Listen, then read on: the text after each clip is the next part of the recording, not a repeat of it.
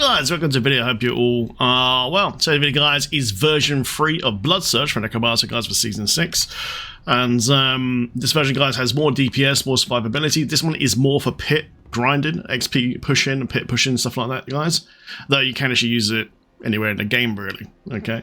So like I said, this version mostly is for pits. If you have any issues with your ultimate cooldown, just pop a Zek rune guys back in here instead of the maximum life rune, and it'll be absolutely fine. But like I said, we want this maximum life in here to give us more DPS in pits. But if you have any issues with the ultimate, then just pop a Zek rune back in, and it'll be absolutely fine.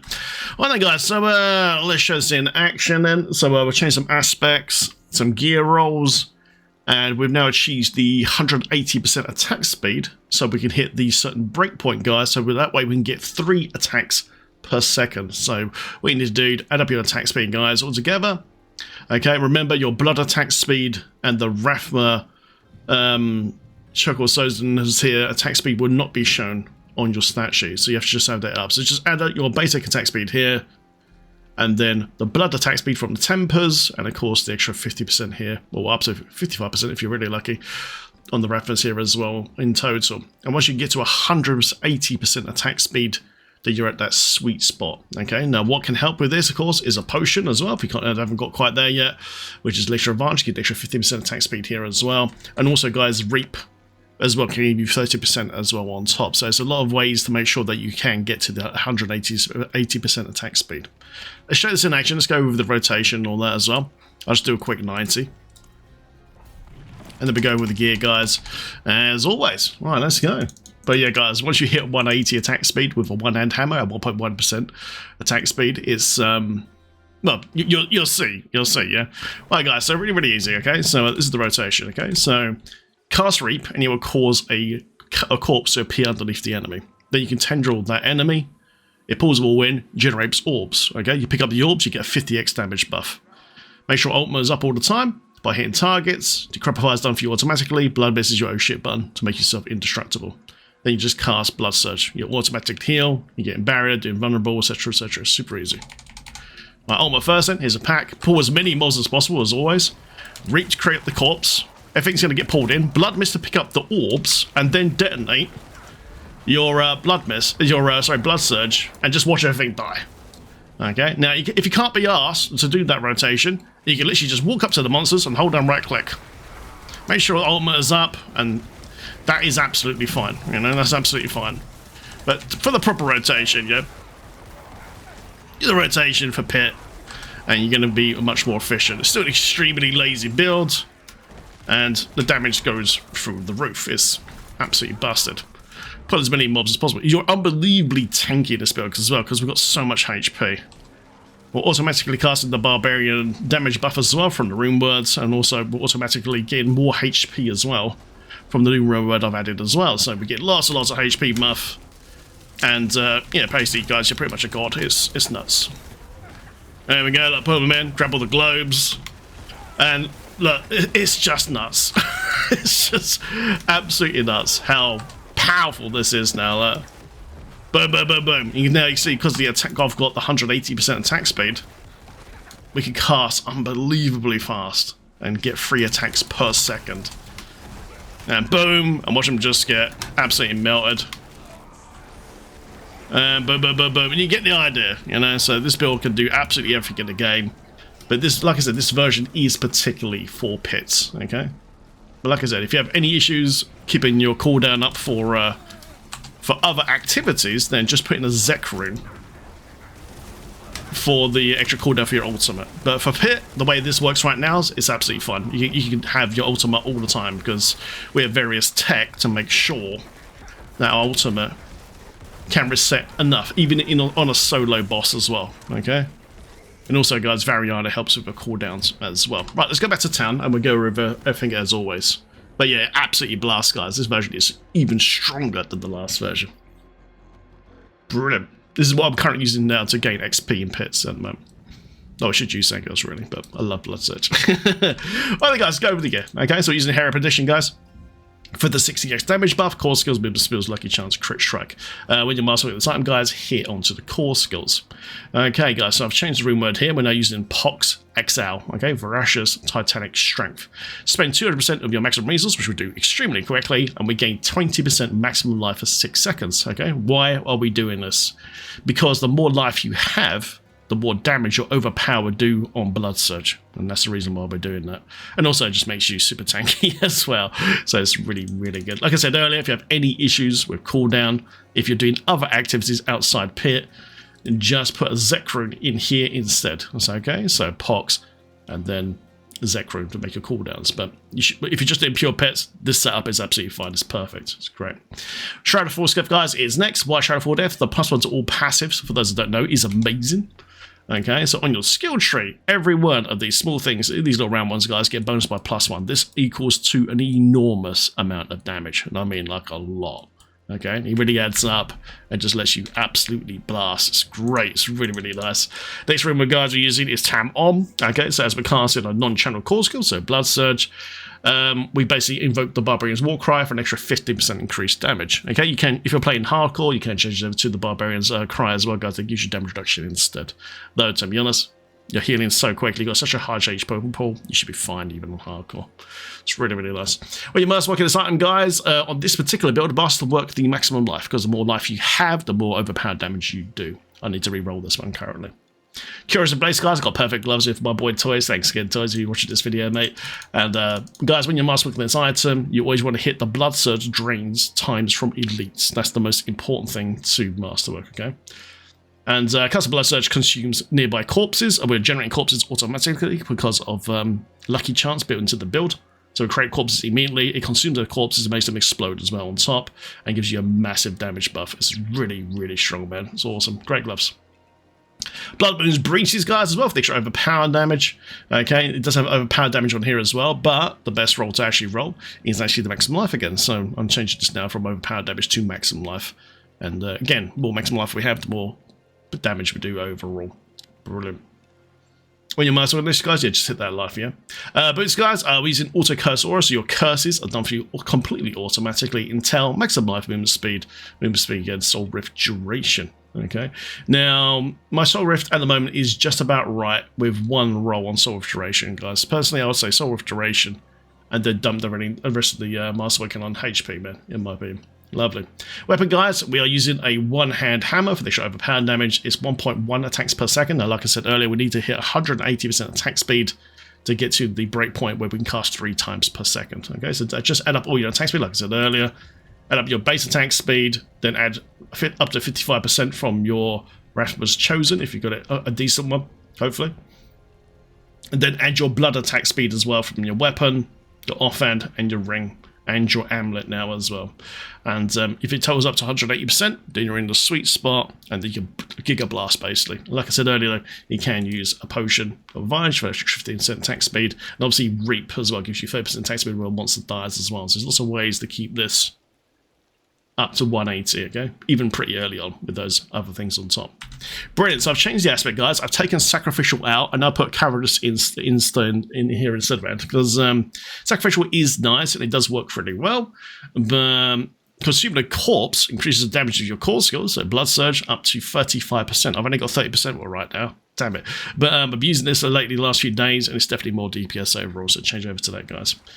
Okay, Intel, maximum life, overpowered damage, blood attack speed, obviously, and the chance for Blood Surge to deal double damage. When you're master working this item, guys, at level 12, try to get the Blood Surge to orange for the double chance, and you still need to do this, yeah. And then your damage just goes through the roof. It's crazy. Red gem, guys, in the weapon as always. They have overpowered damage, topaz here as well for extra Intel. Okay, guys, amulet spent, so just put all skulls in here to try to get your armor up. And don't worry if you're not quite at armor cap, honestly, even 845 is fine. You can just use an instance, guys, like Soothing Spices to give you an extra 150 armor, for instance. But for potion setup, use Elixir of Fortitude for the extra HP. Redemain Buzz for an extra 500 HP, and then Chorus of War. Or, like I said, if you really want to cap out your armor, you can just use Super Spices instead. And this will give you lots of HP between these two here, and makes you do even more damage. Awesome. Still using Great Feast, guys, on the amulet, but what I've done now is, this is really, really important. You must have intel percentage on your amulet. Why? It gives you a ton of damage. That's great. But also, the more intelligence you have, the more resistance you generate as well. So this is a key way of you capping your resistance, okay? So just make sure you got intel percent on your amulet. It's really, really important. Then, guys, maximum life, obviously, for more HP and more damage. And then, guys, when you're masterworking this, guys, you want Tides of Blood to go orange, hopefully. And this gives you the best damage multiplier. Then, as always, guys, ultimate cooldown reduction, and then blood attack speed as well on top. And we're using Great Feast for the extra 68x while we have no active minions. Brilliant. Mythic, guys, regular Starless Skies as always. Okay, so on this one here, we need 2 rolls on attack speed on the masterworking, and the last one on core. Okay, when you spend your primary resource, reduce resource cost of your skills and increase your damage output up to 50x. Absolutely brilliant ring. And then also, guys, of course, it's Wrath of Chosen Man for the extra up to 55% attack speed when you overpower. Really nice. Intelligence, maximum life, attack speed, guys. Okay, so on this one here, you want to go on masterworking yellow blood attack speed, and then 1 hit on the attack speed as well, just to make sure that you cap. Once you've got that 180% cap, guys, you just blast. It's awesome. Then, guys, a focus as always, intelligence, maximum life, crit chance currently, and then tempers are blood attack speed and chance for blood surge to hit double damage as well. I can't wait to get both of these items onto orange, guys, and see the damage output just go through the roof. It's so, so good.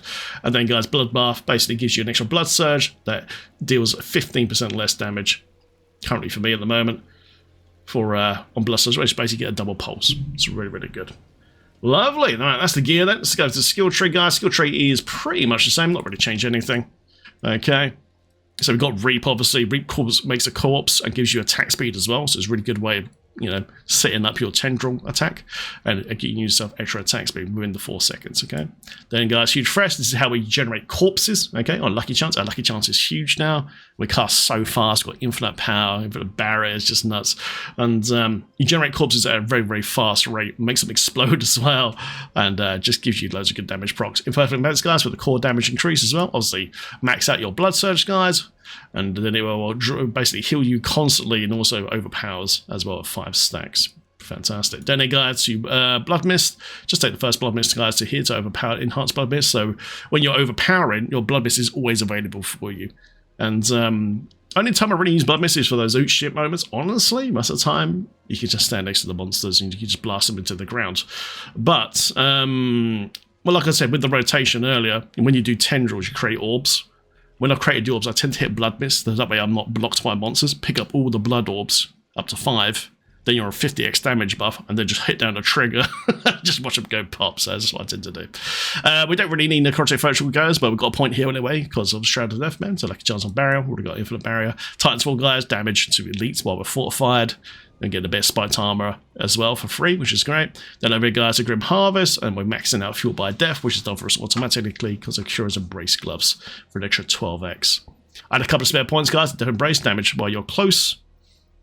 And damage reduction, max out amplified damage, so anything is cursed, you get an extra 16x, which is done for you automatically because of the boots. Then Decrepify, guys, for the damage reduction, slow, stun, and cooldown. Okay, this is really, really important. As we're blasting with our blood surge at crazy rate, especially with the much attack speed we have, we can reset the cooldown from Decrepify, guys, with blood surge, so we can keep Soul Rift up. Okay, so while you're in combat, you can always keep your Soul Rift up. It's very, very important.